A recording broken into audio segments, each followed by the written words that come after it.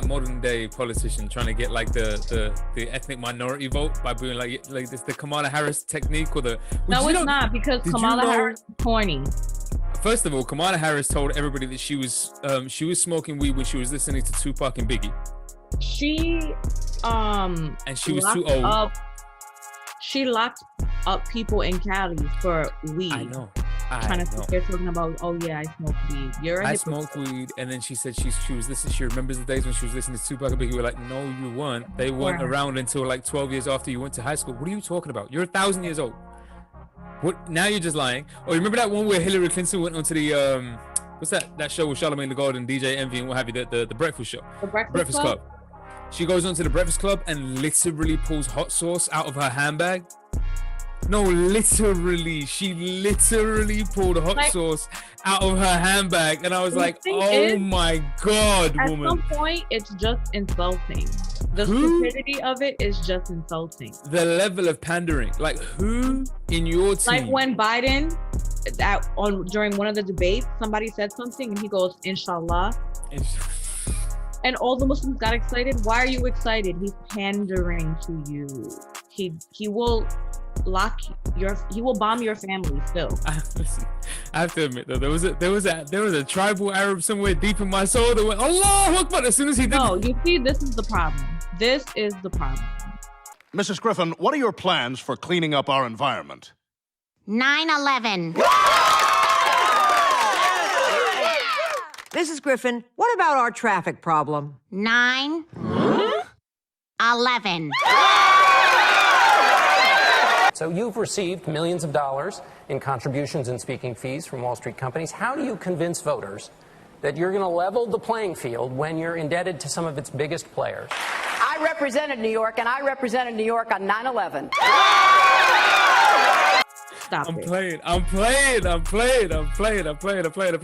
No, but this is what I mean. It's this the weird ass. Actually, this segues us into nicely into kind of what I wanted to kind of talk to you about before. I just want to say, as dictator, I would never pander to anybody. No, but you're the dictator. You don't need to pander to anybody. That's the whole point. Exactly. I think Trump was trying to pander to anybody too. Exactly. No, I get you. We all have to pander to you. That's what dictator means. That's how that works. Begin the pandering. Come on. It was called, you know, there's a name for this. In World War II, during World War II, like this was known as, before World War II, but when the Nazis got into power in Germany, this was known as working towards the Führer. Working towards the Führer was this kind of system, right, where the Führer never really gave you any direct or specific instructions because he's the Führer, so he doesn't want to sign his name up to anything, right? So he wouldn't give you any particular instructions. But everybody had a general sense of what the Führer would and wouldn't like. So everybody would do those things that they felt like he would like and didn't do those things they felt like he wouldn't like. And then the idea is to kind of gain his favor. And in so doing, bring yourself closer and closer to the seat of power. What you saw from the Republican Party and what you're seeing from the Republican Party in the United States over the course of the last, 4 or 5 years is that. It's the working towards the Führer principle. Like they're all just sucking up to Trump, but Trump has never given them an explicit instruction to be like, yo, you should do this over here or you should do that over there. One, because he didn't. And two, because he hasn't got the wherewithal to figure that out. But they all know that he would like certain things. Like, you know, they just stroke his ego. This is what's amazing to me. It's really just, you're seeing mass scale manipulation for the entire party. And manipulation has always been interesting to me in the sense that how the people who are manipulative are so good at it. And I'm always like, how do people not know they're being, or do they know they're being manipulated, or do they not? Because when someone's trying to manipulate me, I usually know what's like I can see it, and I'm like, I see what you're doing. Yeah, I'm with you, but that's okay. So, one, you got to factor in that you're like educated person. Two, you got to take into consideration your upbringing wasn't the standard upbringing. Like your upbringing was full of question the narrative, the state is a liar, everything about the West is false, God knows whatever else. That was a lot of your upbringing. So it's not as though you were raised to be status quo. Like that wasn't the idea. So, I mean, I'll give you all of those things, but I still feel like if somebody came along and played the right cards, they could manipulate you without you noticing. I feel like I could be manipulated without noticing. Like if somebody did it the right way. Yeah, I guess. I feel like there must be angles that I wouldn't see. Like I'm not that good a chess player. Like I'm good, but I ain't that good. Let me give you an example of what I mean though. In ancient Rome, right? Look what we really starting a seminar with some real information. We got working towards if you're in ancient Rome. Look at us. But okay, so in ancient Rome, There was this thing called bread and games, right? A policy known as bread and games. The idea was that if you ply the population with enough food, and then you provide them with enough entertainment, then you could do almost anything you want in the background. They wouldn't care. America. Except we don't have real food, so we have our games.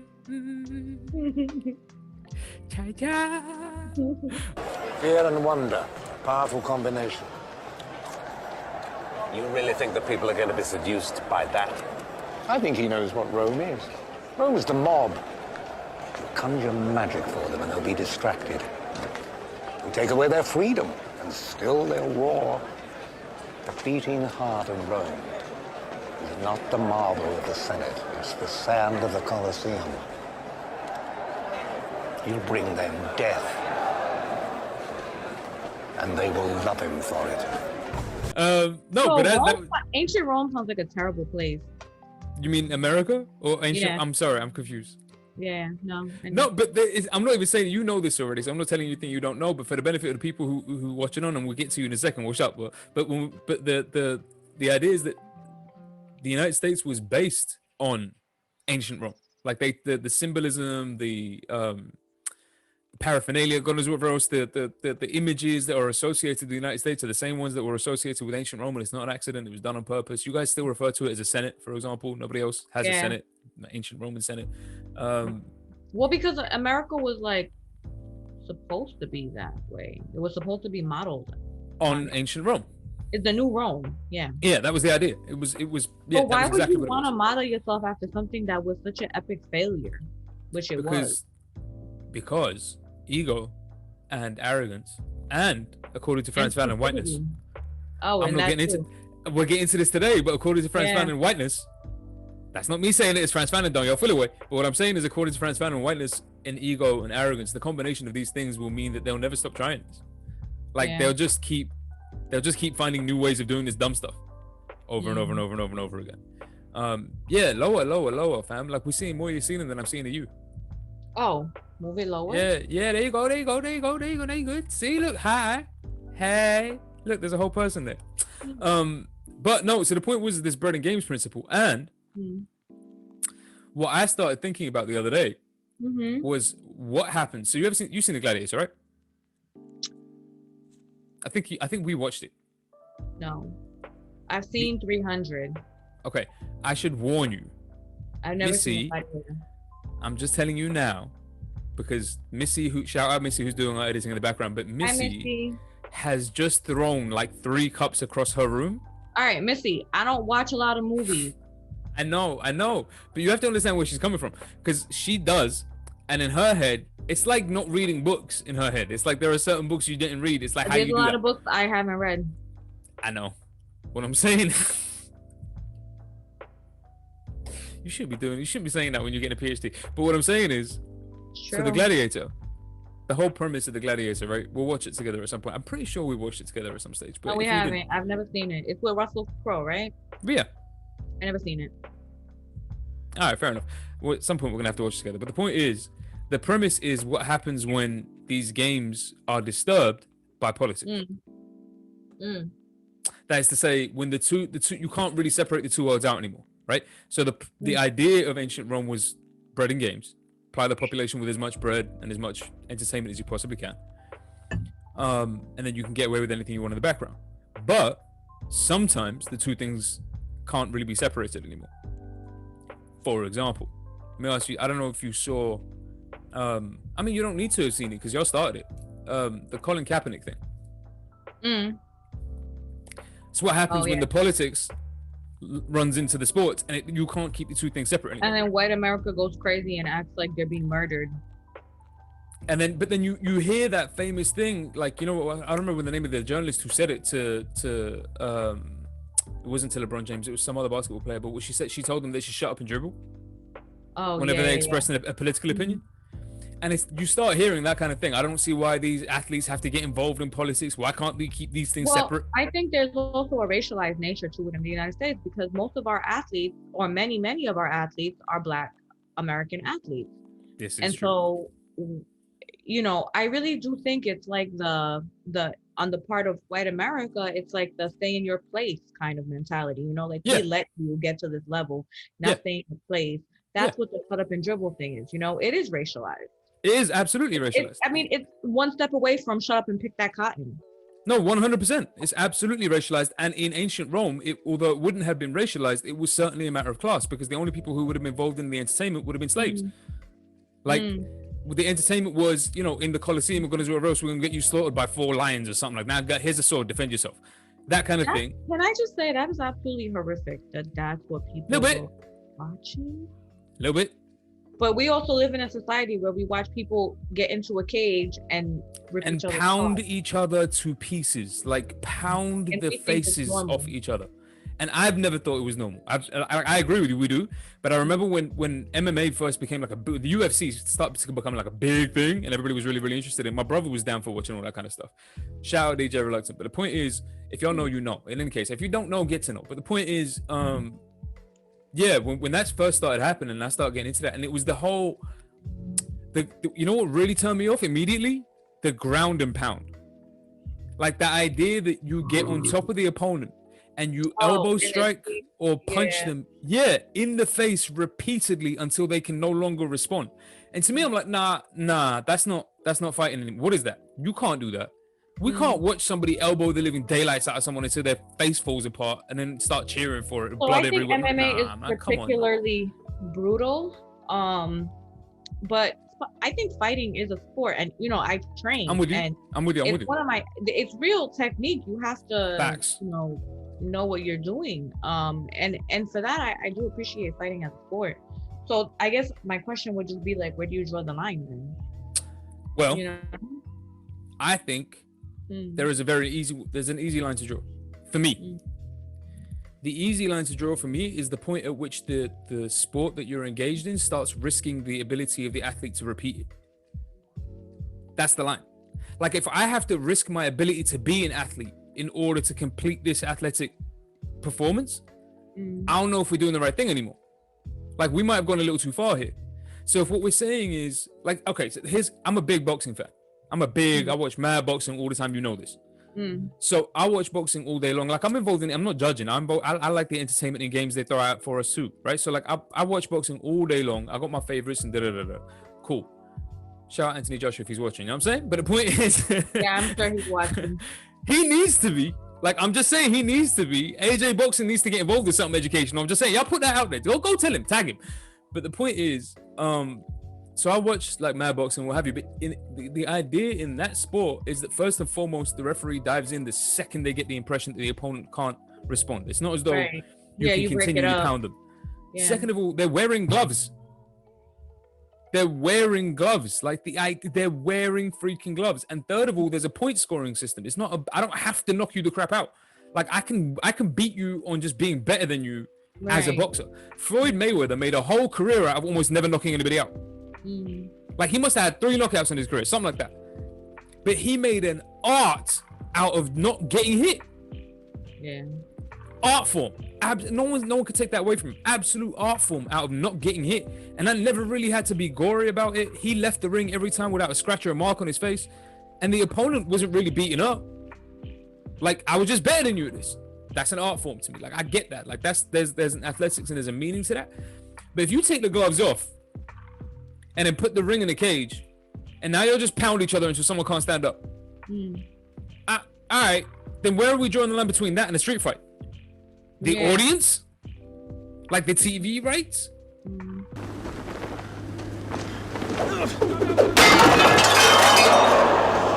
Are you not entertained? Are you not entertained? Is this not why you are here?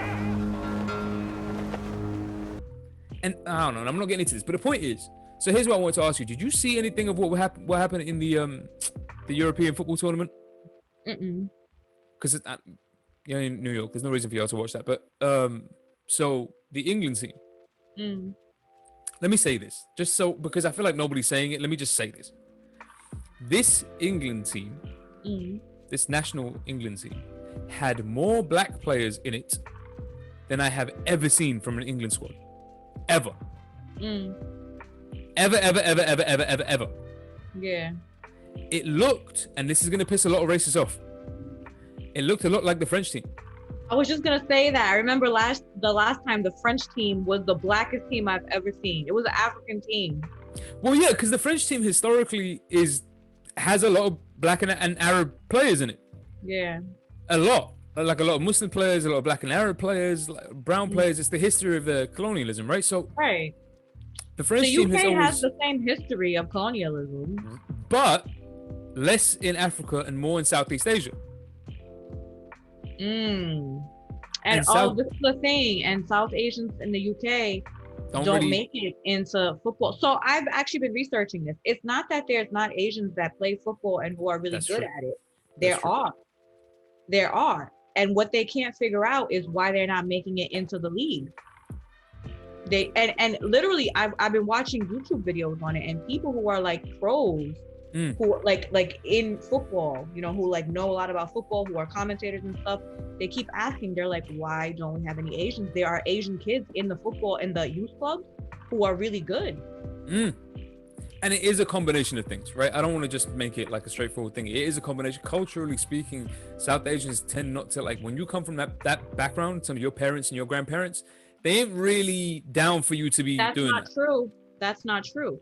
So that's not true, because what you're seeing is more South Asians in the UK are going in sports like fighting, boxing, kickboxing, and they have pros, like, you know, in different leagues over there, like fighting and stuff, you know.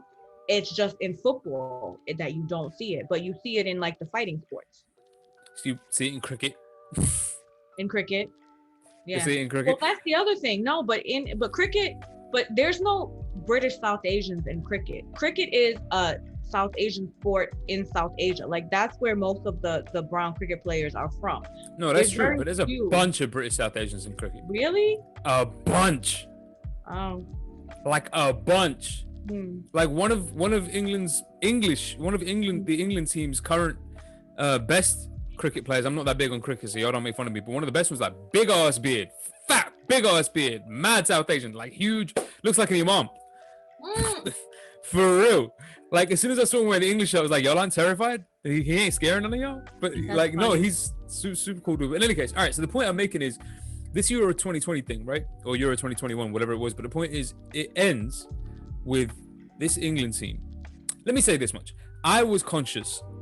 Me and DJ Rick, me and my brother have always, all our lives, wondered about why that wasn't increasingly the case, right? So why there wasn't greater black representation in the English football team, the national team, given the number of black players in the domestic league. And I was like, well, you would think there would be more, but fine. Racism, history, blah, blah, blah, blah, blah, blah. It's changed, and there are much, much more now than there have ever been. Cool.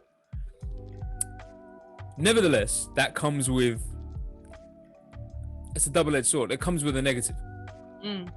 The negative is, well, what happens when y'all lose now? Because when they lost, when it was like a majoritively white team, they were greeted with, like, you know, condolences and love and what have you, and we'll try again next time, and the lads did us proud, and so on and so forth. If it's a majoritively black team in a post-Brexit United Kingdom, my immediate thought was, ooh, y'all better win something. Those sentiments of disappointment today in England are mixed with anger at the targeting of the three English players, one of them as young as 19, Bukayo Saka from London. He missed the last penalty kick to give Italy the title, and he and the other two, Marcus Rashford and Jadon Sancho, have all been targeted online with racist abuse. The coach this morning, Gareth Southgate, called it unforgivable. There is an issue, obviously, in football. There is an issue in society where we feel it's acceptable, basically, to criticise players for sporting actions because of the colour of their skin. Like, this ain't going to be pretty. I'm surprised, honestly, that in this political climate, that there's a big number of black players on the British national team. Well, a large part of it, let me not be completely naive, but a large part of it does come down to the manager. And this manager is unlike, not that I'm implying that previous English managers have been racist, but he's very conscious of that issue. The difference is that he's quite conscious of that issue, and he's been quite deliberate in trying to be as proactive with respect to being equitable and fair and just and Is so the on and so manager forth. white? Yes. Oh, okay. No, but he's gained a place in almost everybody's hearts. He's been like the coolest dude the whole way through this tournament. Kept his head, been real nice, and just said and done all the right things. Fully supported the Black Lives Matter movement, fully supported players taking a knee, fully supported black representation, fully criticized any England fans who were racist. I mean, the guy hasn't really put a foot wrong at any stage. I can't really be like, oh yo, now he wowed out here. Nah, he was pretty much okay the whole time. My point is, so this happens, they lose at the final, and the inevitable like wave of racism goes through social media, right? Just a wave of racism. And it didn't help that they lost on penalties, and 3 of the penalty misses were from 3 black players. So everybody targeted, all the racists targeted them. It was like, these are da-da-da-da. And you can imagine, and one of these kids is 19, fam. Like, he's 19. Like, he's at an international tournament for the first time in his life. He got to a final for the first time in his life. He took a penalty. It's one of the most like high pressure situations a 19-year-old could be put under, with a whole nation on your back. You know 70 million people are watching you take this kick, and you missed. He missed? Yeah. And it happens. Like, okay, cool, you're 19, it happens. You miss penalties. Like, what do you want? You missed. Like, the England team is full of players who have missed penalties, including the manager. Right, yeah. Historically, this is what England do. But because he's black, now there's a backlash. Now it's like, yo, and it didn't help that his name was Buyako Saka. That doesn't help. Why? Because it's not as though his name was like Sean Wright Phillips, like we've had previous, or his name was whatever else, with like an anglicized name. He has a foreign sounding name. It doesn't help. Yeah. He became the target for a lot of this. So the other 2 who also missed penalties, but who were black English players, was Jadon Sancho and Marcus Rashford. But those 2 have, my suspicion was that their anglicized names and their slightly lighter skin meant that they got less of the brunt of it. And then this kid, the 19-year-old, who's darker skinned with an African side of the name, he took like all kinds of crap for a 19-year-old. Now, that is in what sense? Like, what was happening? Oh, all kinds of abuse. Was like it just online? People were saying almost things? Was it? Yeah. Okay. Almost all online, and all kinds of horrendous racial abuse, to the point that, yo, they found people. Okay, one of the people who was racially abusing him is a phys ed teacher, a PE teacher for a school in the UK. That doesn't surprise me. And everybody's like, you teach kids, fam. Teachers are notoriously racist, at least here in the US. Okay, I don't know that that's the case here, so I'm not gonna say that. But growing up, I had a lot of racist teachers. I've had a couple, but like, fam, you can't. He was like putting monkey emojis and telling people to get back to their countries and going to whatever else, and calling them all kinds of horrible epithets. And I'm like, homie, you teach kids that are black and brown. You know what would be the best punishment for England and France and all these countries? If all the black and brown players who make up your teams and are the only reasons that you win anything left and went to go play in Africa. I keep it, fam. Yeah, exactly. Keep it. Keep your little European team. See how y'all do now. See go what's somewhere up. else and play and see win. What's up. And watch when Nigeria wins the World Cup. Ghana. You're gonna be mad when Ghana wins the World Cup. And Ghana could, for real. Like, Ghana actually could. With the players they got, they could. Yeah. And imagine if these black British that's my point. Left and went, they could. They really could. I mean, at some point, because I get it. Like, you get more money playing for European teams. I understand that. But at some point, it's not like the African teams aren't going to pay you. They'll pay you. Move to these countries. The money will probably get you further there than in the UK. And... But all right, but you don't have to deal with the same. You don't have to deal with the racism of the fans. You don't have to deal with the league. Like getting in trouble with the league, like I know some players have when they speak out about racism. You don't have to deal with any of that crap, and you still get to play. And the best part is you get to now beat the racist team or the racist team. Facts. But this is what raises the problem that I wanted to talk about. There's a specific issue that this raises that I wanted to talk about today, and this is what I want to ask you about particularly. But I've just realized we're 27 minutes in, there'll be no intro. So let me just intro this thing. Let's get into a real seminar mood. Let me intro the thing so Missy isn't going crazy, tearing her hair out in the background for the editing. She's like, yo, you never introed. How do I know when to start the edit? All right. Let me do the intros. Let's get the intros in. All right, so we here, Dr. E's Open Seminars. We open seminar number 59, I want to say, this week. Yeah, we're here every single week, same time, same place. Monday, 7 p.m. GMT, 2 p.m. EST. It's education for a new generation. The kind of expertise you usually have to pay through the nose forward, sit in those dry ass lecture theaters with those crossy old white men, but we bring you that education a little bit different way. We bring you that idealist education, the kind of education you thought you were going to get when you went to university instead of doing all those boring ass logic seminars and what have you. So we try and bring like a real seminar vibe to our educational platform, real experts. So I'm your boy, Dr. E, director and lead tutor at TBT, philosopher extraordinaire, all those wonderful things right there. That's your girl, Tanzine, the great dictator, obviously, with her wonderful 3 platforms. I won't have you run through them today because you're terrified. For me, in the dictator election, only one candidate running. Oh, okay. The one, with the only one. Yeah. But yeah, so that's you go, Tanzine, PhD to be and all that. And of course, shout out Karine in the background doing all of our posts and what have you. Y'all could just, and anybody want to say anything to Karine in the chat, y'all can hit up Karine. Karine will be sending all of our links and hashtagging everything we'll be saying and going to whatever else. So thank you, Karine. And if you don't have a Karine in your life, go get one. Be nice to her because you know you need one. And then Missy, of course, like we said earlier on, doing the editing and what have you. So this is the live version of the seminar. Y'all see the lives every single Monday, as I said beforehand. And then the edited version of the seminar goes up on a Saturday where y'all get the cinema escapes and y'all can hit the subscribe buttons. And then y'all can do the signups and go to wherever else. So y'all find us on SoundCloud, Instagram, Spotify, wherever the fuck. We everywhere, fam. Like we everywhere. The mix is everywhere. The podcast is everywhere. Everywhere. And there'll be a Patreon coming soon, but we get to that later. Now, having done all those intros today, it's supposed to be a lessons from lit kind of seminar. So we pick a text that we kind of decide that we want to focus on because we feel like there's something important in it, derived from our particular areas of expertise. And then we just, we break it down in the way that the universities won't. Now, having said all of that, and on this topic of the Euros, and the racism towards the players from the fans, here's my question for you. Because you said, well, y'all could just switch, right? I mean, I know we're not really saying that they should or that they could, whatever. But no, I am saying that they should. No, hold on. Because we don't know people's circumstances, but what I'm saying is, yeah. Here's my question for you.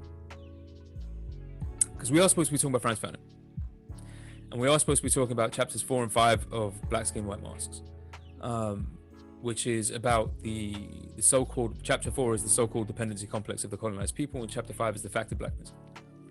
And in chapter 4, it deals with some of the things that we're talking about here, right? And what I'm asking you is, or what I wanted to ask you first, is do you think a person, how do I put this to you? All right, do you think somebody of an ethnic minority, aware of racism, obviously aware of racism and aware of what comes with attention and fame and so on and so forth, so let's say an athlete, do you think an athlete from an ethnic minority could ever really represent their nation in a way that, like, without feeling a sense of reservation? You mean an ethnic minority representing a Western nation? Yeah, so I mean, we're talking about the Euros, right? So we're talking specifically about, like, a black or a brown player. If we're talking about Colin Kaepernick or LeBron James or Marcus Rashford or whoever. Yeah, I think it depends on the individual athlete, right? I don't think that you can make a blanket statement, because there are some athletes who probably could, and there are others who have reservations. I would assume Colin Kaepernick would have some reservations. That he understands, certain things politically. Not everyone, I think, thinks about things in terms of politics. Not everyone cares, and that's the reality. There are many, many, many people who are just in it for themselves. I just want to make them, I don't care about the rest of this. And there are lots of people who don't have necessarily a political analysis that would align with making it, you having some sort of reservation about this. But I mean, in the cases where it's like really, really difficult to avoid. So I mean, this situation is a really good example because so Colin Kaepernick does what he does, and he does what he does because okay, even if we're saying there's a whole bunch of other NFL players or other athletes who are aware of what's happening with respect to George Floyd and the rest of it, because you couldn't really miss it. Rest in peace, George Floyd, obviously. But who would be aware of all of this stuff, but maybe didn't feel they had the, I don't know, the position, the platform, the ability, the time, the whatever to be able to make a statement the way Colin Kaepernick did. But then Kaepernick does.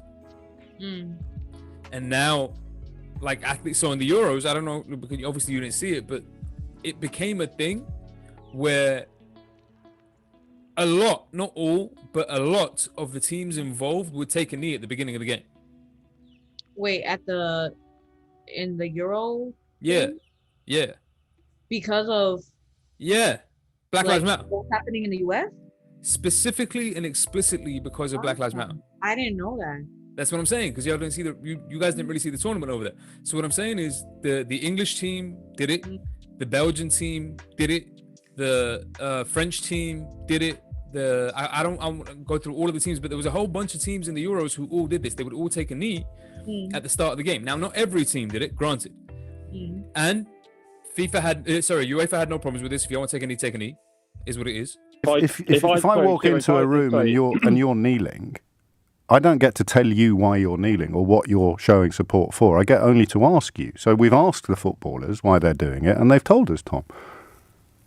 Which I respect. And well, you don't respect. The polar opposite of respecting it, mate, is booing it. I'm afraid it couldn't be a bigger U-turn or a more violent opposition to respect than the idea of booing something. So you don't respect it. You completely and categorically disrespect it. So let's just make sure we're using words accurately.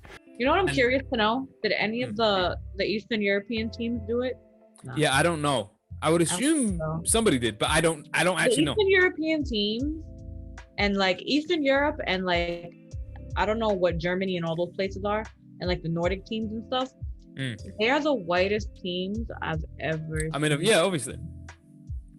It's the Caucasus regions. But the point is also because no colonialism, or not the same type of not the same kind of colonialism. Yeah, exactly. Yeah. So all right, but what I'm saying is everybody takes a knee, right? And then this really weird phenomenon occurred. And it became the subject of conversation on radio chatting shows. But the conversation became the England fans. Let's just take the England fans as an example. The England fans, and not all of them, a small group of them. But is it really a small group though? No, to be fair, they got drowned out a couple of times. I know, but they got drowned out more than once. It's not as though like they were anywhere near the majority, particularly the first time. They were drowned out. But the point is, there is a sizable group, big enough that they can make a noise, a sizable group, right? Who what they would do is boo every single time the players took a knee. Right, so at the beginning of the game, the players would take a knee. All of these fans would start booing, and then as soon as they finished taking a knee and stand up, those same fans would now start cheering. It's the same fans, right? And their thing was they wanted to send a message to the players that they didn't like their Black Lives Matter support, but they do support them as players. Now. Wait. You wanted to tell the majority black players on the team, we don't think you're human beings and that your lives matter, but we support you when you're playing football for us. Now shut up and go kick. Yes. I think the most important thing for our players to know is that all their teammates, all the staff are fully supportive. I think the majority of people understand it. I think some people aren't quite understanding the message, and I suppose we're seeing that across a number of football grounds at the moment. These people. I mean, yes. Kareen's saying she doubts the Eastern European teams took a knee, but I don't remember paying attention to it. Yeah, no, I seriously doubt it too. I don't know. I don't remember paying attention. Half of them are like open Nazis. At least some of them. In the World Cup, the Balkans, the teams from the Balkans had like open Nazis in their team. A couple of them did. Yeah. I mean, there was one or two in the Swiss team at one point. Yeah. It's like, okay. But no, so my point is that the question is, So this chapter 4, right, the so-called dependency complex of colonized peoples, talks a lot about Octave Mononi and the book that he wrote. This is a crazy guy, but the book that he writes about colonization and how really it's the fault of the colonized people. That's what the guy was saying? Yeah, that Fanon is criticizing in chapter 4. He says that partly not everybody can be colonized, right? He says, I'm quoting him now. So on page 73, he says, not all people can be colonized, only those who experience the need for dependency. Right? Now, I'm not making this up. So when they came to us with guns and were like, this is ours now, it was our need for dependency. You gave in because you had this kind of like deep-seated need for the dependency on the white man that you didn't notice until he came along. When they came and they brought their diseases that wiped out half our populations, or when they diverted our food sources for themselves and starved us to death. I mean, I feel like you're being unfair to the colonizer. That was our need for dependency. Okay. That's what he says. I didn't make this up. Like, that's what he says, right? So he says, not all peoples can be colonized, only those who experience the need for dependency. He goes on, right? The argument he says is European civilization and its best representatives are not responsible for colonial racism. They are responsible for colonialism. They are not responsible for colonial racism. And he makes this distinction, and this is what I want to talk to you about with respect to kind of the Euros here. He makes this distinction, and the reason for that is this. Look, we've already mentioned this, but think about this. The manager of the team, of the England team, as far as I can tell, is not a racist. As far as anybody can tell, he's not a racist. He seems like the nicest guy. Like, he seems like a really cool, really nice guy. I've got no qualms about saying that with respect to Gareth Southgate. Cool. I would assume that the majority of the people in and around the actual England team are not racists. I would assume that. When you say in and around, you mean the people that work for the team, the people I mean like the coaching staff, the physios, the physiotherapists, the medical staff. I would assume these people are not racist. I would make that assumption. I feel comfortable in that assumption. Yeah. I would assume also that all of these people are quite happy and aware of all of the campaigns, aware of all of the campaigns that the, I don't really want to call them, but the chief executives, shall we say, of football have been running in order to try to do something about racism, right? So there's a bunch of campaigns that they've run that they've shown their support for the taking a knee. They haven't tried to stop it, so on and so forth. They're allowing the players to do that, blah, blah, blah, blah, blah, blah, blah. There's a bunch of campaigns designed in order to fight racism, particularly in football. And I'm not saying I defend all of this. I'm one of those people who says they don't do anywhere near enough. But what I'm saying is, all of these are what Mononi would consider to be the best representatives of European civilization. I mean, I think that the people who are not racist, who are actively not racist, are probably the best representations of European civilization. Now, if these are the best, I'm gonna watch me find a way to annoy you now. Look, I'm gonna hit a button. Watch, because I've been preparing this since like last week. If all of these are the best representatives of quote unquote European civilization, using Mononi's terms, right? And if all of these are not racist as far as we can tell, and if all of these are responsible for the structure or the institutions of football, then how can you say that there's structural or institutional racism? Well, the thing is, first of all, I think that, I don't know what you think you did, but you didn't do anything. It's okay, because you're too tired, but I'm getting there. That there's, how do I explain this? They might not, so these individuals are probably not racist in the sense that they see a black or brown person and they hate them, right? But there's other ways of being racist that you don't even notice, that you don't even realize are racist or are messed up or are, you could have biases, you could have all kinds of, even if, you have stereotypical ideas about black and brown people, that is also a form of racism. It's not the violent racism of like pure hatred, there's different types. And I'm pretty sure that even though I am sure, I agree with you, none of these people I don't think are like violent racists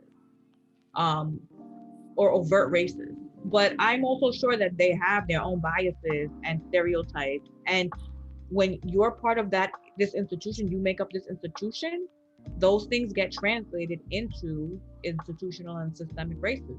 I think that's a lot of times what underlies the systemic and institutional racism. It's oftentimes, not always, this like overt, like rabid hatred. It's not the racist fan type of racism. You know what I mean? It's like that nice liberal, polite racism. In America, we have liberal white racism, you know? Oh, I knew a Pakistani too once. Yes. No, yes, I did. I had a Pakistani once. Yes, he was lovely. Yeah. Wasn't like the others. Okay. Yeah, that. Yeah. But it's that, and I think that that's a lot of times what is really behind structural racism. And don't get me wrong, there's also overt racism behind structural racism as well. Right. I'm saying, like, speaking in terms of like the football stuff.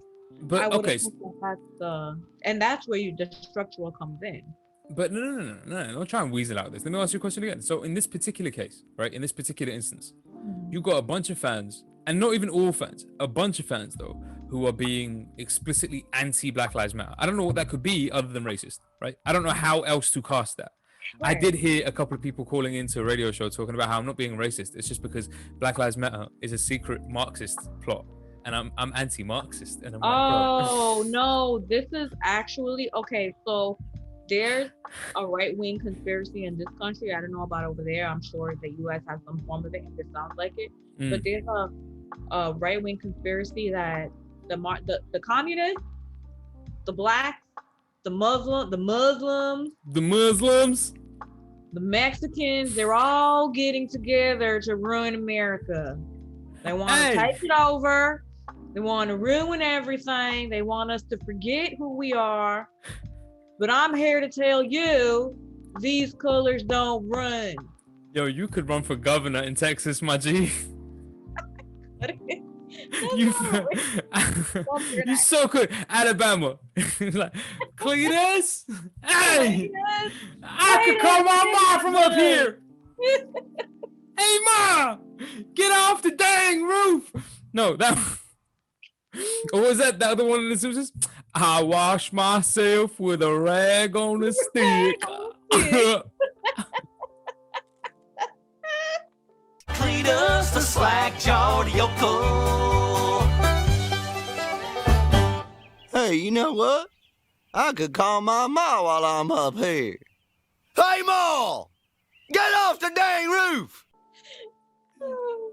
That's too much, man. I wash myself with a rag on a stick. It's too much. All right, but no, what I'm saying is, in this particular instance, right, you've got a bunch of players, a bunch of fans, forgive me, who are there being racist. They don't think they are, cool, whatever, but they're being racist, right? And the players, particularly, I would assume, and maybe I'm being racist there, but I would assume particularly the ethnic minority players will have noticed that I'm being booed while I'm making a statement about my life mattering, right, or the lives of my brothers and sisters mattering. And I'm being booed by the same fans who are going to cheer me if I score. Yep. The same ones. It was Dave over there, all the top over there. Dave. I'm sure that there are some people that recognize that complexity, but you would be surprised. There's a lot of people. I used to always think people understood America in terms of, the hypocrisy, the lies, whatever. And I always was blown away when I would meet other people of color who it's just like cannot comprehend. Just have no idea and what you're talking about. Ask me why I hated. If you hate America so much, why are you living here? Why don't you leave? Like other Black and brown people would say this. A lot of Latinos said this to me, and I'm just like, do you know your history at all? Yeah, no, I'm with you. I've met. I know a lot of these people. Yeah, I know a lot of these people. So I wouldn't be surprised if there's a lot of players who don't. There's a name for them. It's Philip from Sandbach. Philip from Sandbach. Sandbach. Yes. Hey, you have to tell the story of this. No, we've done this. All right, so Philip from Sandbach. Okay. I think we've done it, but Philip from Sandbach is the dude who called into LBC one time and told who is it, James O'Brien, about how He was pro-Brexit and the danger. Philip from Sandbach is an Indian East African. East African Indian. That's it. He's But an East I will African just say Indian. something. That those, sorry, I'm gonna be a little bit. They're some of the worst. In terms the of Indians racist, from East Africa. in terms of internalizing their self-hate and their hatred for everyone else that's not white, their desire to just like be as white as possible, they have internalized it like I cannot even. Well, Philip from Sandbach would agree with you, and Philip from Sandbach. You remember what he said about where? Cesspits. Yeah. Yes. He called them ethnic minority cesspits, and then he went on to say that I live in Sandbach, which is a white area, and I've 99% white. I've chosen to assimilate and to behave accordingly. I'm an assimilationist. Some of us have chosen to assimilate. God, he was so. It was. We don't live in cesspits. Immigration is the greatest threat that's faced us since the Second World War. It is, mass immigration. Absolutely. Mass immigration leads to third world ghettos. It does, yes. And that's creating the enemy within. Right, you are. That's why. Yes. That's why we voted to leave. It is, yes. It was a clear ghettos and the enemy within. Yes.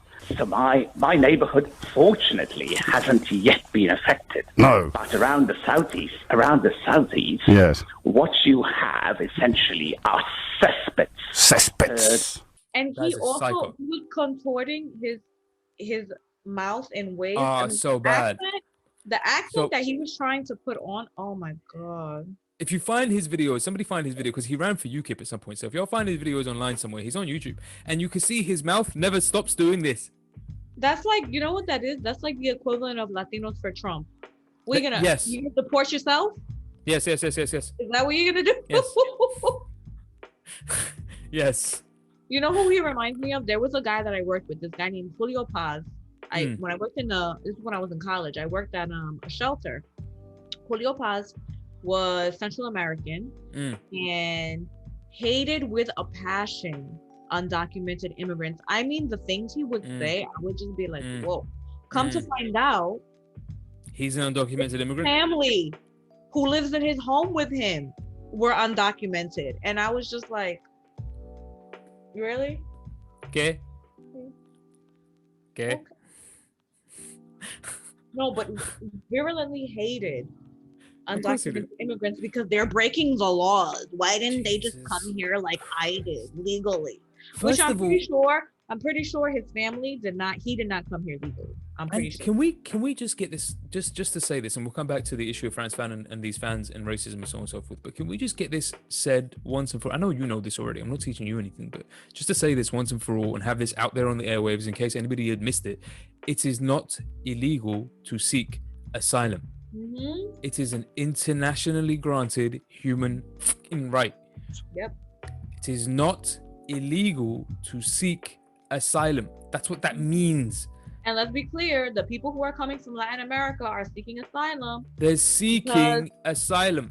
Because the United States completely destabilized their economies and their countries socially, politically, economically, in every way, and created a situation where violence went through the roof, where gang activity went through the roof because there are no jobs left because you destabilized them. So now all these people are coming here literally trying to save their lives and their children's lives because of what the United States did in Latin America and has done. And it's not new. It's something that's been ongoing for a very long time.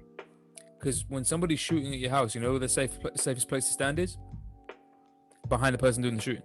Mm-hmm. When someone's shooting at your house, safest place to stand, either next to him or right behind him.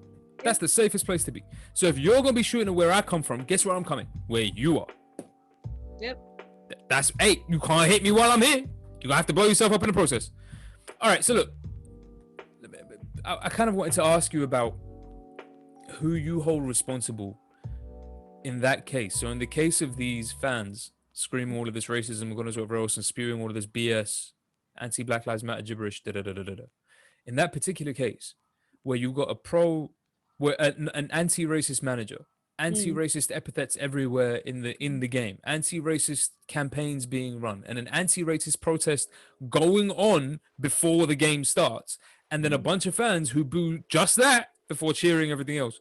Who is that? Who you hold? I'm just curious about your opinion. Who are you holding responsible here? Is that a structural? Is that a reflection of a structural problem or an institutional problem, or is that just a bunch of fans being racist? Are you talking about the reaction of the fans? Yeah, that's a problem with the fans, and that's a result of the society that exists. I mean, why are those fans racist? It is structural, absolutely. Why are those fans racist? Why is it that they would boo that? Explain it to me. But like, explain it to me. Look at the history. I mean, it's all connected to a history of colonialism, which is what gave rise to, you know, I think a lot of the notions around races, right, and people. And I don't know. I think like it's all of that. So if colonialism never happened, right, would those people have this level of virulent racism? I don't know. I just got a flash. As soon as you said if colonialism never happened, I just got a flash to that Dead Prez video. I don't know. You remember that Dead Prez, the Hell Yeah video? Right at the very, very end of the video, he wakes up on a sandy beach surrounded by beautiful women, right? Oh. And then they're like, yo, what is wrong, my king? And he tells them, I just had this horrible dream. I grew up in a foreign land surrounded by people who hate me with jobs. There were no jobs. Everything was crappy. And he's like, it's all right, my king. You're here now. I'm like, oh, yeah, you know what? If that never happened, all right, man, we still good. Xalaat yooyu noonu fii lañ nekk mbaa yëpp mu ngi réglé. Hell yeah. No, I'm with you. So for you, it falls somewhere between the two. Like, I don't want to put words in your mouth, but you're saying it's not just structural, they're responsible too? Look, in the case of the fans booing, yeah, that's okay, if you're looking at the football league or whatever, like the fans booing, what is the football league really gonna do to stop that? You can't stop morons, right? Unfortunately. You can stop them coming to the game. You can stop them from, but how are you gonna know who's gonna boo? They're on camera. No, I know, but I'm saying before, you know, they get into the stadium. I see what you mean. Before they come to the stadium, you don't know. You can't be like, oh, you're gonna boo or not. You know what I mean? True. Although sometimes you can kind of tell.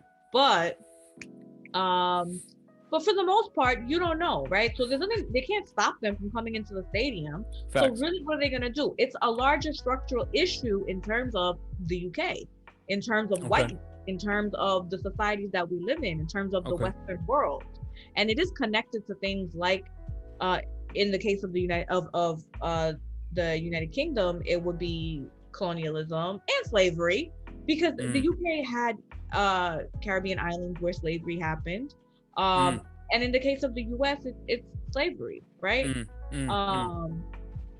But yeah, so there is like the structural aspect to it. You can't ignore it. It's not like human beings are not, nothing we do is like happening in a vacuum. Yeah, there you go, happening in a vacuum. It's not separate from the society that we live in. Everything about us is influenced by our surroundings. And influences our surroundings. It's happening at the same time. Influences our surroundings. Right. It's kind of, all right, so I mean, I agree with you on everything you're saying. I'm only asking this because like I want to hear your thoughts on it, but like it raises the issue. It kind of brings us back to the issue I raised at the beginning. And I know you were saying it really boils down to the individuals and how they manage things. So let me personalize it. So we're not speaking on the black experience. We're not speaking on the brown experience. We're not speaking on whatever. Just personalize it, because neither one of us are white. And we both have our own experiences with racism. So Fanon, in chapter 5, the fact of blackness, Fanon talks endlessly about how let me put it like this. He says his exact words. He says, in the white world, the man or woman of color encounters difficulties in the development of their bodily schema. Consciousness of the body is solely a negative activity or a negating activity. It's a third person consciousness, right? So what he's saying is that when you discover, you quote unquote discover your blackness, right? When you grow up in a white world, or your otherness, and I'll explain why I'm referring to otherness too in a second, but you grow up in a white world and you discover that you're not like them, and they make it clear that you're not like them. That then the discovery of yourself, the continuing developing sense of self, right? As you develop a sense of self, like I look like this, I am this person, I believe in these things, or so on and so forth. He's saying that you can't really ever do that without it being affected by the fact that you're looked at a certain way. You're seen a certain way. You end up seeing yourself through their eyes, even when you're trying to just see yourself. Yeah. Yeah. So my question to you then is, and I'm talking about this personally, right? And Fanon, for anybody who doesn't know, and for anybody who's not familiar with Fanon, thank you for coming along in any case. But of course, Fanon is very, very explicit that this is not just something, and particularly in these chapters, this isn't something that's unique to melanin black people. He's talking about, he talks about Jews, he talks about Arabs. He's talking about all colonized subjects, or all colonized subjects. Or all people who have been othered, because in the case of Jewish people in Europe, they were othered, right? They were othered. Yeah. It's exactly that. So the question, and I'll relate this to a particular Jewish figure from Europe in a second, but the question I wanted to ask you then is, personally speaking, and if you don't want to talk about yourself, you don't have to, but personally speaking, do you feel like, or have you at any stage felt like, there is a necessary degree of either self-harm, like damaging your sense of your racial background in order for you to adjust to what's otherwise considered like a white environment? Or is that just like like an old epithet, or is that something that this only applies to people of a certain age back when colonialism was a much more potent issue? I think that I mean, I think I've experienced it. Tell me. Well, I think it started when I was a kid, really.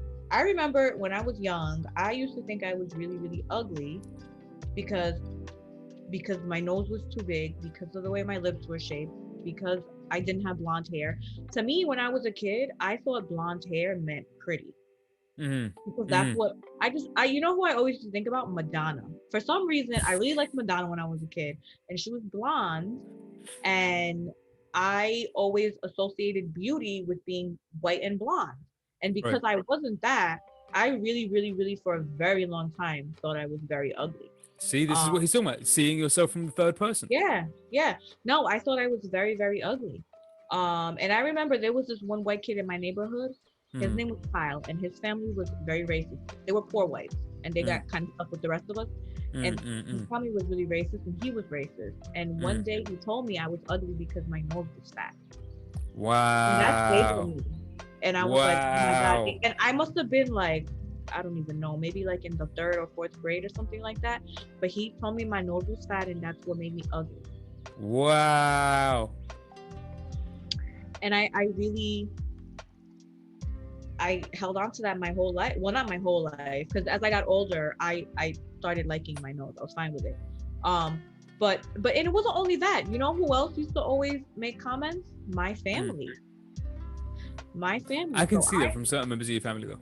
I have an aunt in my family who thinks white people, and she has openly said this, that she wishes she looked like a white person, that white people... No, she didn't say that. She did say it. I remember exactly where we were. We were at a cookout. My whole family was there, and she said that, and everyone just stopped and looked at her, because we were all just like, what? Yo, you being serious? Out loud. Out loud. You know that I had an argument with this woman once. I was probably, I want to say I was like 15 or 16. Right. I had an argument with her because we were arguing. She said you weren't white enough. That white people were better looking than black and brown people. And I was like, that is not true. And we had this argument out. That's cray. And the thing is, so her daughter looks like a white person. Like actually looks like a white person for various reasons that we won't discuss. But she really, you know, when people look at her, they don't think we're related. People are shocked that me and her are related. I would, if I saw the two of you in the same room, I would never have. You would never think that we were related. Never. Her mom. People don't think her mom is her mom, and so she looks nothing like any of us. And when I was having this argument with my aunt, she was like, "So are you saying that my daughter is ugly?" And I was like, "Are you saying I'm ugly?" Yeah, exactly. Like, are you saying you're ugly? Are you saying you're ugly? No, but I think she really does think she's ugly. So you feel like, but would you say that to this day there's a sense of having to? But let's see. Okay, all right. On the one hand, what you're saying is you recognize his description of that kind of personal development, right? And I feel the same way too, for a bunch of reasons. I mean, I'm gorgeous now, so, we're really good. But, in any case, the point is, no, but, so I recognize that too. Right. But what I was asking is whether or not you feel like there's been some damage to your brown identity, or you've had to damage in some way, shape, or form your sense of brownness in order for you to adjust to whiteness. Yes. All right. So I have another example of this. Tell me. So, and this has to do with my relationship to Islam, actually. Allahu Akbar. So growing up, I grew up in a really religious home. Yeah. And I went to the masjid and everything, and I was always into religion. Like, I was always religious, not to the point where I wore hijab or anything like that, but I always had a practice. I always, when I was younger, I would pray like, every day. Like, I had this. When I joined these leftist groups, when I met the leftists, right? So at first, I met these people and I thought they were very weird. So it was like all of these, it was not all white, but majority white people, and they were, leftists, and they shared many of the same politics I had, in the sense that, like, I don't know, I don't know how to describe it, but we had like similar. They were Marxists. Cool. They were open Marxists, and at the time, I'll be honest with you, the only thing I know about Marxism was Cuba, and I really liked Cuba, and I was like, I love Cuba. I'm Marxist. So I didn't really understand what Marxism was, but I was just happy to meet people. That's amazing, though. No, that was really, for me, like, that's my introduction to Marxism was Cuba, though. That was it, and that's all I knew of it. I didn't know everything. I didn't know anything about. I knew, vaguely stuff about the Soviet Union, but I didn't know anything like about the history. I didn't know any of that. I just knew Cuba. And so when I met these people and they were like, oh, we're Marxist or whatever, we are communist or whatever, I was like, oh, I love Cuba. And so like, I started doing organizing work with them and being part of their groups or whatever. And I felt strange around them for a long time, because I feel like I don't fit with them socially, because I didn't. But as the more time I spent with them, I began to overlook that strangeness about them, and that they had, looking back on it, they were racist in this really different kind of way. It wasn't the overt angry racism. It wasn't the even the liberal racism. It's another kind of racism, like a far left racism that I don't really know how to describe. Okay. But I experienced that, and I began to separate myself from who I was and how I thought about race, and from Islam as well. It wasn't until I met those people that at one point, it took me time to get there, but there was a point when I started saying, I don't believe in God, I'm an atheist, because I thought that's what you have to say to be a good communist or Marxist. Right. There was a time when I started to take on their ideas. So when I first met them, I was really, really into identity politics. And I think it was somewhat detrimental, because I had this view that was like only race. I mean, it wasn't only race, because I understood poverty too, but I was very like race was always my go-to. Sure. And I think that, you have to be a little more nuanced in that. But in my quest to have nuance, I went all the way to the other side at one point. And I think it really was because I was around these people, honestly. I was really influenced by them, and I didn't realize it. But I ended up going all the way to the other side, where I was just like, I became a class reductionist completely. Meaning the only thing I would talk about or care about was class. But that wasn't me. Like, that at my core of who I am. And I think it was the language you'd adopted in order for you to fit into a group. Right. Which was majoritively white. Right. And you felt like that ended up, in order to align with that, you had to separate yourself off, or shave yourself off, or cut yourself off from those things that would racially designate you as non-white. Right. All right. So here's my point. Kafka. Franz Kafka. I said I was going to mention a European Jew. So Franz Kafka, most of his, let me rephrase that. I'm not going to say most. A lot of his writing is committed to that experience, specifically that experience. Wow. The kind of dislocating experience of having to try to appear to be as European as possible, knowing that you're Jewish. And granted, to some degree or another, that's an easier trick to play than if you happen to be brown or black or whatever else, because I can at least have the same melanin content of these people, similar hair, and therefore kind of like ghost in between, and hopefully they won't notice. To some degree, it amplifies the anxiety, right? Because you feel like it's a secret that you're keeping. So there's a sense in which it will amplify the anxiety and make it feel a lot worse. So I get that, right? Because there's a sense in which if I'm black or I'm brown, it's on me, right? So Fanon says at some point, I'm not a slave to the idea of me, I'm a slave to my very appearance. Because it's literally the physical representation of myself in front of white eyes that's seen as a negative or a threat or a problem or what have you. It's just my physical construction. There's very little I can do about that. It's your nose or it's your lips. Or it's what, there's nothing you can do about these things. It's that they appear the way they do is already offensive to somebody. And it's like, okay, so my very presence is already an offense to white eyes, right? And I'm supposed to live with these people. So what do I do here if my presence is an offense to you? Right. So Kafka says, the analogy he gives is, he says he lived most of his life feeling like he was a fly stuck on flypaper, with half his body stuck on flypaper, right? And what that meant was, with every forward progression, the back half of his body would be torn off that little bit more. It was almost as if he had to leave behind what he thought of as his culture, his heritage, or his people, or his what have you. His Jewishness had to be left behind in order for him to adjust to what it meant to be European, Austrian, white, whatever.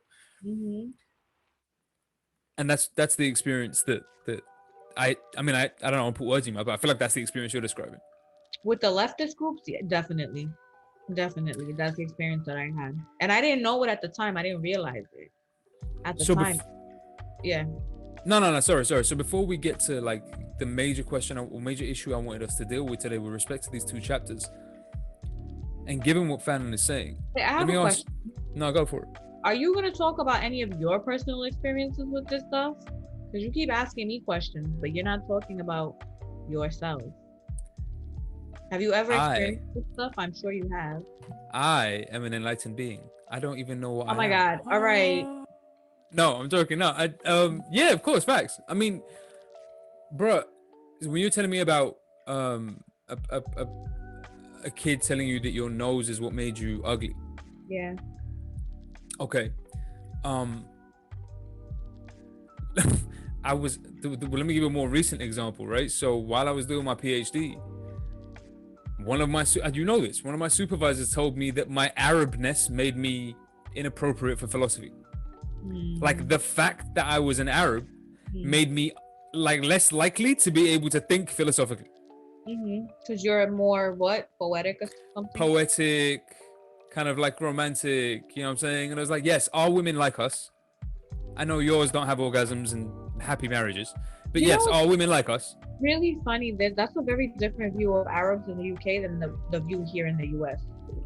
Why? What's the view of the Arabs in the US? The view of the Arabs in the US, I think, it's not poetic. It's not those people laugh, they have fun, they enjoy themselves. Do they even have sex? Oh my God. It's la la la la la. That's the only view of the Arabs. I think there are two views of Arabs in the United States. And I've realized this with Busta Rhymes. You know that? Busta Rhymes introduced me to a perspective on Arabs in the United States. Money is because of that song. Yeah. Because I feel like the United States has you're either a terrorist or you're from Dubai and you have a harem full of women and you own half of New York City. Right. Like those are the two options. And there are movies about this. Have you ever seen a documentary called Real Bad Arabs? No. All right, y'all check it out because it's on YouTube and it's free. So if you want it, it's an hour and 10 minutes or an hour and 15 minutes. So finish the seminar for an hour and 15 minutes and then go learn something else. But the point is, it's Real Bad Arabs. Is I think hour and 10 or so long, and it's about this guy. I forgot the name of the author. I want to say his name is Sheehan, but I might be wrong. In any case, the point is he's talking about the history of the representation of Arabs in US cinema. And what he says is that what you find is they fall into one of these two categories. They're either the crazy ass irrational terrorist who's just trying to blow things up because, death to the West, wallah! Or just shouting incomprehensible noises, that kind of gibberish, and phlegm and halitosis. It's a lot of that. Or they're the rich Arab with no sense, with more money than sense, you know, has a sick obsession with blonde women, who's here to kind of impregnate as many women as he possibly can, has a harem of women behind him, he owns as much as he could possibly own, he has yachts and throws money around left, right, and center. So you're either the oil rich Arab money Arab, or you're the like terrorist, God knows whatever else Arab. Those are the two options. And I didn't think when I was young and, you know, Busta Rhymes puts that song on, I hadn't realized the Arab money thing was a thing in the United States. And I was like, oh, okay, there's that angle on Arabs too. When we think of Arabs, what do we see? What images come to mind?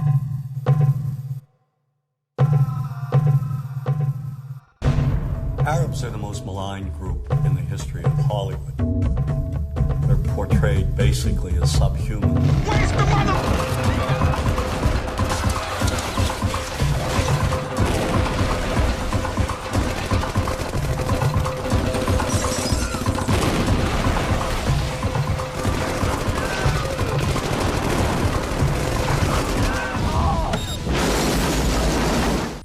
So my supervisor tells me I'm too Arab to think philosophically,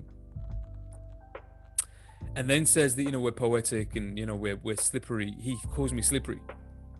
What does that mean? Like slippery meant fly, like slick? It means two things. Slippery means, on the one hand, it's a racial epithet meaning you're greasy. You're a greasy Arab, because, you know, coconut oil, God knows whatever else, you'll smell like stuff all day long. Who has not used coconut oil? We do. No, but I do. Yeah, you do. But thanks to me. Fam, I grew up in South London. Bangladesh, everyone uses coconut oil. Everyone. Okay. I know, but I grew up in Peckham, fam. It's everywhere. Everybody's using coconut oil. Coconut. But the point is, so I'm slippery, which meant I was greasy on the one hand, greasy Arab on the one hand. But what it also meant was that I'm hard to pin down in terms of a logical, rational argument. And that, from an analytic professor, is an insult. That's supposed to be a criticism, right? Because that's supposed to be like, you're supposed to be able to be pinned down and, you know, very straightforward and perfectly explicable, rational, so on and so forth, objective arguments, blah, blah, blah, blah, blah. Here you come making these slippery, complex arguments, and it's like, you know, no, that's not how we do things over here.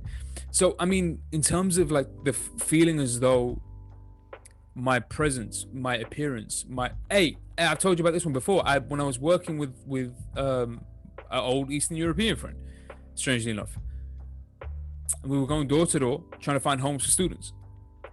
And we knock on old lady's door who knew we were coming. I'm suited and booted, dressed to the nines, big briefcase, nice shoes, you know what I'm saying? Look good. Suit jacket, good. And I knock on the door, she opens the door, in a sec, I swear to God to you, she's 81 or something like that. As soon as she opens the door, she went,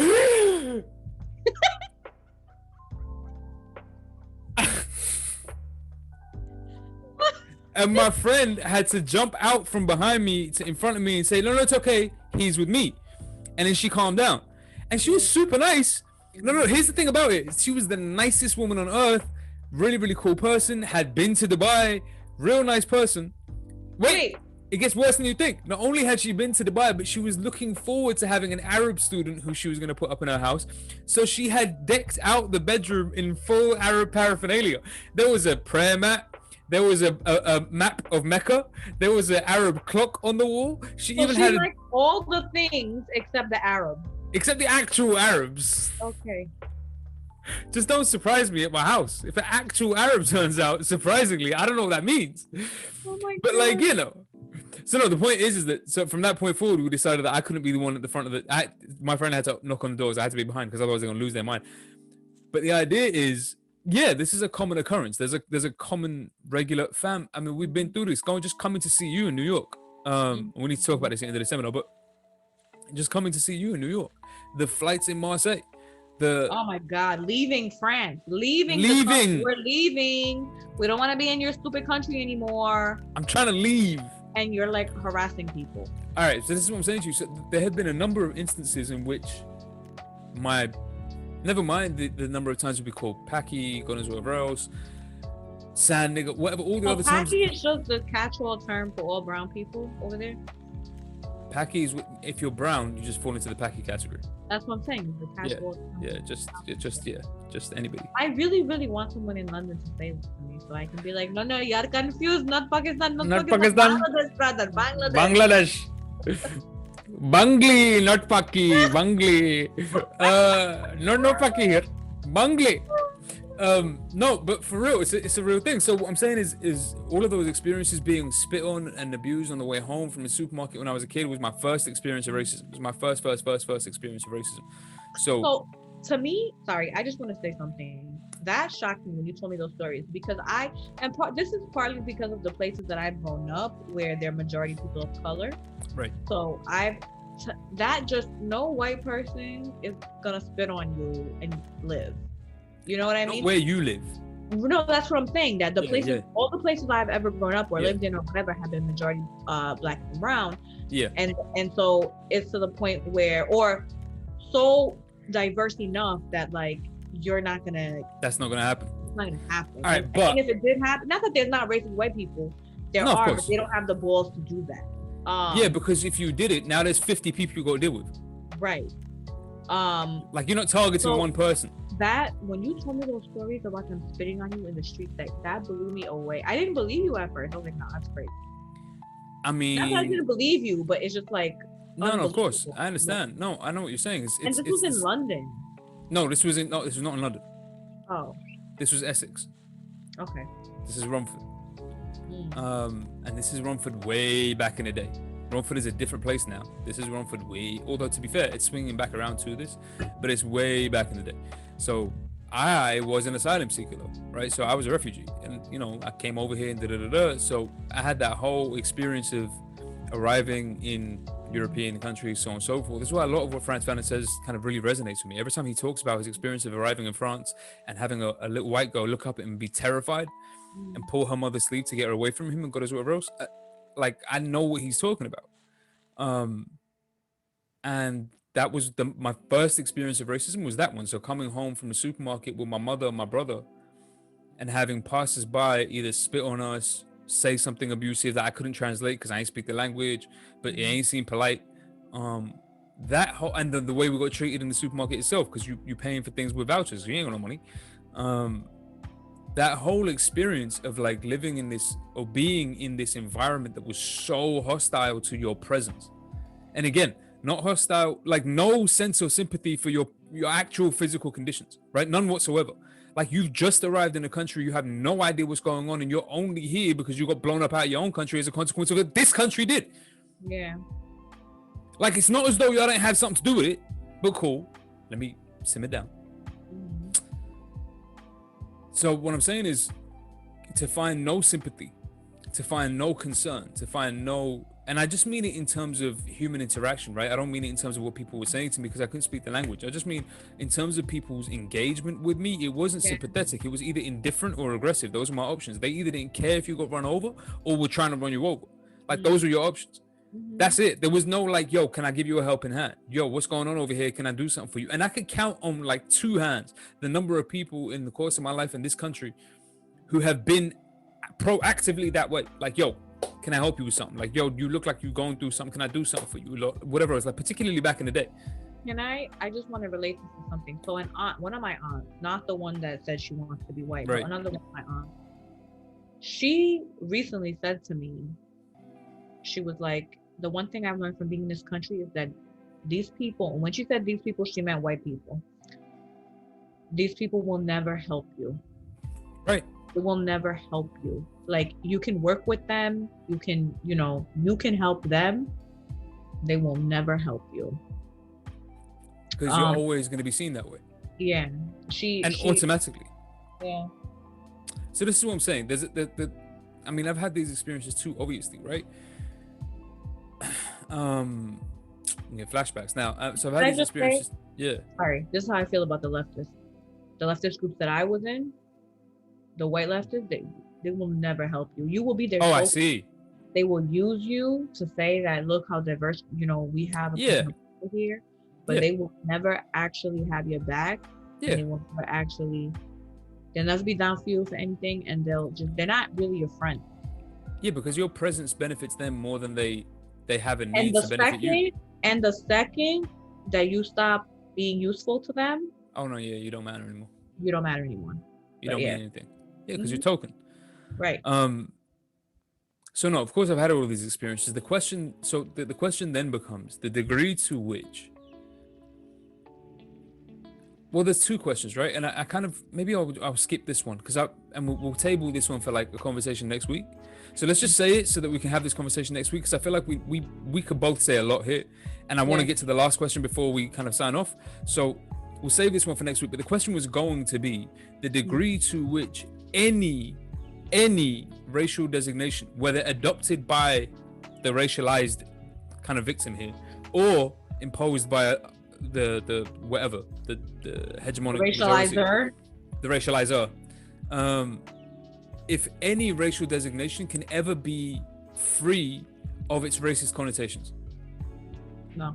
So if I call myself if I call myself brown, or if I call myself an Arab, or if I call myself whatever, man, skin the color, sound like the motherland, like whatever I call myself, whatever it is, whatever term, whatever phrase I give to myself, I'm personally, I'm just talking about me personally, I'm not talking for everybody else, but for me personally, I'm always conscious of its colonial, historical, racial, connotations.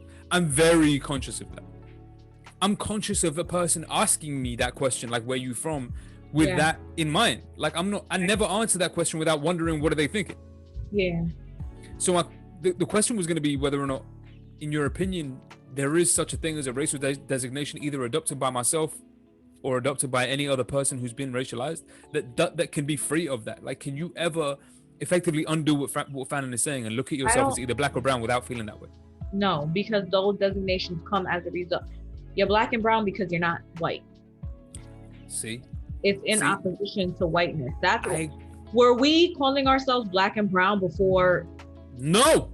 Colonialism? No, because it was our contact with the European who called themselves white and who called us brown and who called, us whatever.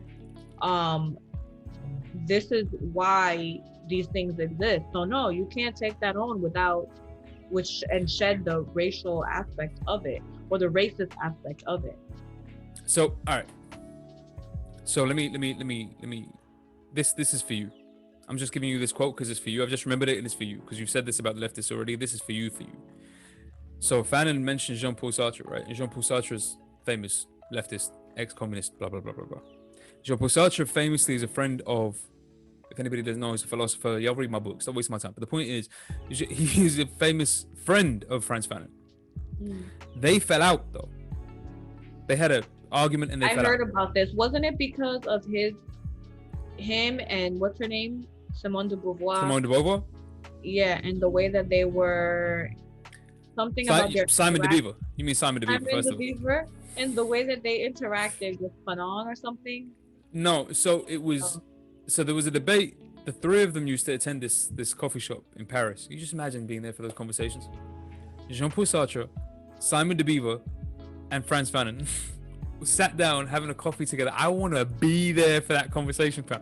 But in any case, so Jean-Paul Sartre and Frantz Fanon end up in this debate, and the debate is about how deep the issue of race runs, right?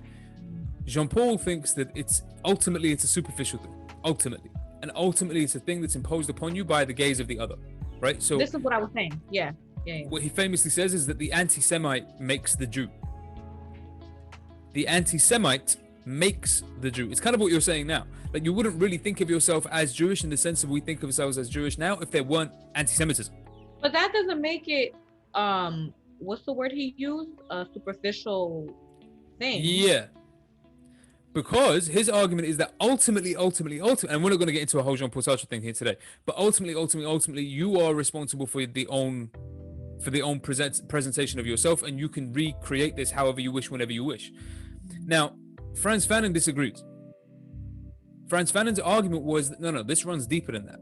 My very sense of being is affected by this idea of blackness or otherness or goodness or whatever else. I can't not do that.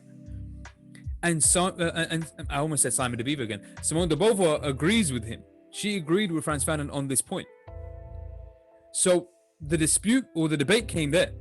That Jean-Paul Sartre disagreed, Frantz Fanon disagreed with Frantz Fanon, and Simone de Beauvoir did agree with Frantz Fanon. So they ended up having this dispute. This is what I was saying, that it had something to do with the interaction between the three of them. I remember about this. Yeah, and it was about race. Yeah. So he says, but, I'm quoting Fanon now on page 105, he says, but when one has taken it into one's head to try to express existence, one runs the risk of finding only the non-existent.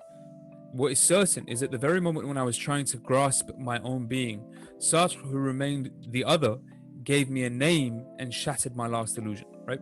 What he's saying is that Jean-Paul Sartre came along and tried to redefine for Frantz Fanon what it meant to experience this kind of blackness thing at a time when Frantz Fanon was starting to define himself, at a time when Frantz Fanon had come up with a way to have a sense of himself. And to some degree in the book, he speaks about the negritude movement, right? The idea of reappropriating blackness, or what they consider to be blackness. So this negritude movement is the idea of pride in your blackness, or what have you. So for everybody who's talking about black excellence or God is what right now, this idea has been around since the 40s and the 50s. This is not new. But I want to have that conversation at length next week, because what I want to talk about, just to finish us off here today, and we'll sign off after this, I promise, is what you've already kind of touched on. So when you said that before colonialism, we weren't referring to each other as black or brown, and we weren't. We were referring to each other as tribes and peoples, right? So you had a particular people, you had a particular group that you came from, particular tribe, particular region of the world, whatever. It's dehumanizing. I just want to say, I think there's a dehumanizing aspect to it, because you're just the skin color. You're not. It's not your full person. When you're referring to somebody with a cultural name or a tribal, those designations take into consideration the human. Because there's a social history associated with that designation. The skin color does not. I agree. And I think, and again, I want to have this conversation next week. I think it boils down to like this is a deeper philosophical point, but the tendency in language, particularly in Western languages, let's say the Latin-based languages, to noun things. And I think that tendency to noun things, to name things, to provide things with a noun, and then that's how you understand it from now on. And that noun doesn't have to be related to what that thing does. It's just the name that you give it. That thing is part and parcel of the problem. But we can talk more about it. What I wanted to ask before we sign off is whether or not you think the consequences of colonialism, and like we spoke about last week or 2 weeks ago with our special guest, Craig, shout out Craig, whether or not the consequences of colonialism and capitalism have destroyed any sense of returning to that, what we were describing before. So the idea of myself as being part of a people, or part of a tribe, or part of a nation, or part of a... Let me bring it back around. Let me put it to you like this. Here's why I'm asking you this, and I swear to God we'll sign off. Here's why I'm asking you this. If I'm one of the football players wearing the 3 lions on my shirt, and my fans, supposedly my fans, are booing me because I took a moment to remind them of my blackness and its importance. That's to say that my blackness shouldn't be humanness. That's what that's what I'm saying. About its importance. It's about its humanness. Well, let's say my blackness shouldn't be an obstacle to my life mattering. Right. Like if you see, insofar as you see me as black, I still matter. But what is it really saying? It's saying we're human beings. Yes. That's so you boo that. My question then is, in a nation like that, in a situation like that, right, where the fans, the players, are all talking about the same shirt with the 3 lions on it, and that same shirt is supposed to be the representation of that thing that binds everybody together. This is why they use bread and games, right? This is why ancient Rome did that, because that whole games thing was supposed to bind people. That sense of tribalism is supposed to bind people together, right? But the question is whether or not capitalism and colonialism have destroyed any meaningful sense of a tribe or a nation or any sense of nationhood. Basically, what I'm asking you is, are we all just consumers now? Has it destroyed any ability for us to be able to define ourselves in ways other than our racial designations? What do you think? Can we talk about this next week? You want to have that conversation next week too? I feel like we have that conversation next week. I'm with you, man. I'm with you. We can definitely have that conversation next because it's a big one. Also, I have a question for you for next week. What's your question? Do you ever feel like you had to like separate yourself from being an Arab or whatever, like how do you 100 Arab or Islam or whatever? 100. In order to, or have you ever done this basically? Yes. And you dated a white woman, so I'm interested to know because I've never She was dated Italian. a white woman. They're white. I've never dated a white person, and part of why, you know, it's really interesting. I never dated a white person, not because I have something against white people, but because I was always acutely aware of like what that means politically, I guess. And you know what I mean? No, I'm with you. And so I was always like, I because I didn't want to lose touch with like who I was, I felt like I couldn't do that. Even though I ended up losing who I was as a result of these political groups, to which I didn't realize at the time. It's strange because I did what I did for exactly the same reasons. It's for exactly the same reasons. It's just strange. So, like for me, part of the problem was that because I didn't want to fall into a racial stereotype, I dated everybody. Like I deliberately, and you know what I deliberately avoided? Arab women. Arab women, yeah. I deliberately avoided Arab for two reasons. One, because I didn't want to appear like a racial stereotype, and two, because I didn't want to fall into the whole okay, now you got to get married thing. So it's like, as a young man, I deliberately avoided my own racial group in terms of my, you know, intimate moments and dating and going as well else. But I would date everybody else, like if you're Asian, African, Caribbean, Eastern European, whatever. I didn't really care. Because to me, all of it was breaking the stereotype, the racial stereotype. Because if I'm most of y'all don't know where the hell I'm from. You just know that I don't fit into any one of these groups. Right. Like I remember being at high school and not fitting into any one of the cliques because there were 3 Arabs in my high school and one of them was my brother. So it's like, and the other one was 4'5" and wore his belt under his nipples, fam. It's like, all right, we can't even be seen together, bro. I'm trying to keep my street cred and ain't much of it. You are not helping. Belt all the way up, bro. Like all the way. Walk around like this, all the way up. I'm like, homie, you are not helping nobody. He was a cool kid. Much respect. Shout out to him. But the point is, so I didn't particularly fit into any one group. And insofar as I noticed that there was this one uniform reaction to me from all of these groups, namely, you don't fit in anywhere here. I was like, all right, I'm going to just date all of y'all. All of your daughters go home. Watch. I don't care where you from. Watch what happens. Watch what happens when your Chinese daughter brings home an Arab boyfriend. Now what? And typically, that brought up the problems that you would expect. So in almost every case, that was a problem. Like my brownness was an issue. So whether it was an East Asian, South Asian, actually even with the South Asians, European, whatever the person was, that became an issue. Even with the South Asian Muslims, that's weird. South Asian Muslims less so. It's just if they were South I Asians would think and their non-Muslim. families would be ecstatic that they were with like a brown Muslim. I mean, generally yes, but there was 1 or 2 that just didn't like Arabs, which is fair enough. And then there was the South Asians who are non-Muslim. They weren't happy about it. Oh yeah, So they would have a problem with anyone who was Muslim. non-Muslim South Asians like no, we are not doing this. No. Apparently, I never knew this, but apparently Indian Hindus have a thing in their families where they're told no BMWs when you're dating. No blacks, no whites, no Muslims. I didn't know. Somebody told me. Or I heard it somewhere. No blacks, no whites, no Muslims. I've never heard that. Yep. I have never. That sounds like a super like Hindu nationalist BS thing that's happening right now. Like I don't know if that's always been the case. No, but this is the thing. It's not just the Hindu, right? Or it's very normalized, I think, in a lot of Indian Hindu families. Cray. Yeah. That's insane. At least here in the US it is. Okay, so look, I'm down. I'm down to have all of these conversations next week. I'm down to have the conversation about whether or not we feel like any racial designation is in and of itself always going to have the negative racial connotations attached to it.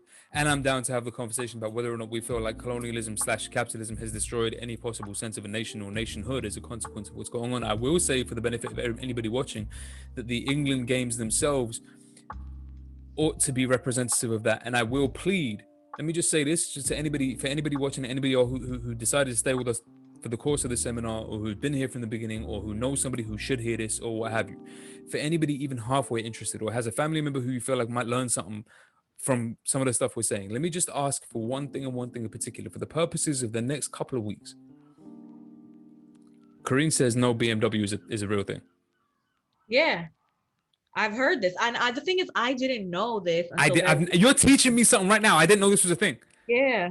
I had no idea. I don't remember if it's that. I think it was both. I think someone told me recently, and also I saw it in a documentary about Indian weddings and stuff, like marriages, Indian American marriages. This is insane. And they were like, yeah, our families say no BMWs, and they were like, no blacks, no whites, no Muslims.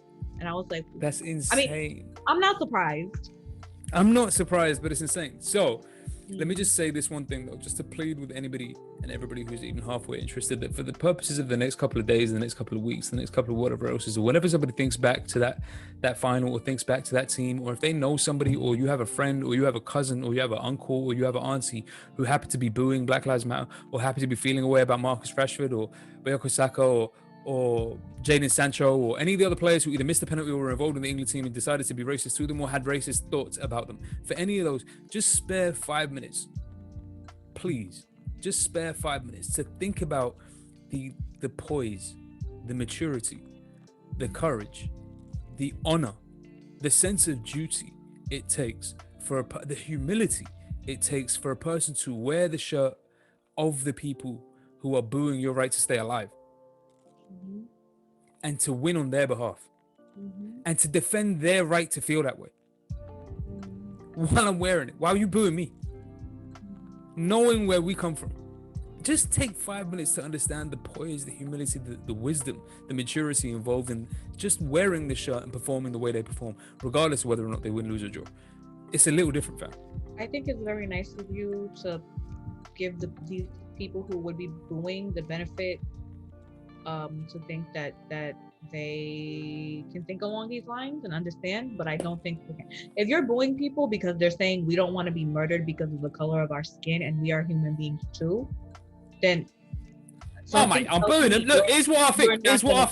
I think there's nothing wrong with all these blacks, right? I don't see a problem with these blacks. Here's my problem though. It's when they get all Marxist-y and just want to be all equitable and like equal. I don't really get it, mate. I feel like you've got enough. What are you talking about? Them. Yeah, you think that guy can understand what you just, all the stuff that you were saying earlier about the humility? You think he understands humility? I don't know if you have ever witnessed the magic, right? But my sister will attest to the magic of me standing in rooms, mad racist people around us, and walking out there being championed a freaking hero. It's doable. This is how I felt. Okay, when I said that about me in the pub, you were like, nah. No. You have an approach that's insane. Your approach makes me nervous. Why? Because your bag is to walk in. See, you're doing it right now. You're doing it right now. Your bag is to walk in and go, hi guys. So, I'm American. Tell me about you. I don't know if that works, fam. Like, I don't know if that flies. First of all, I didn't know. This is before, so I didn't know pubs were a racist thing. You knew BMW, no BMWs, but you didn't know pubs were racist. It's amazing. I just learned BMWs like recently. No, but I didn't know pubs in the UK were a racist thing. So I was in the UK. This is when I met you. That time that the time that I went that we met. But before I met you, I was like walking around, and it was so crazy because I was in a black and brown area. It was all black and brown people, and then you walked into a pub, like, only white people. Wait. I walked in and I was like, this is weird. I was like, where do all these white people come from? And I'm like, huh? I want fish and chips. So I go up to the bartender. I want fish and chips. That's why I went into the pub. I wanted a Guinness and fish and chips. So I went in and I ordered my food. And it was funny because I was like, for a second, I was like, is he being racist right now? Like, is that what I'm picking up on? And I was like, no, man, there's all these black and brown people outside. I doubt it. Look at the neighborhood. And so then I got my food and I sat down and I'm eating. And this old white British guy came up to me and he was like, are you American? And I was like, oh yeah. And he started having a whole conversation with me. And he told me to enjoy my trip. And I was like, oh, thank you. He loves me.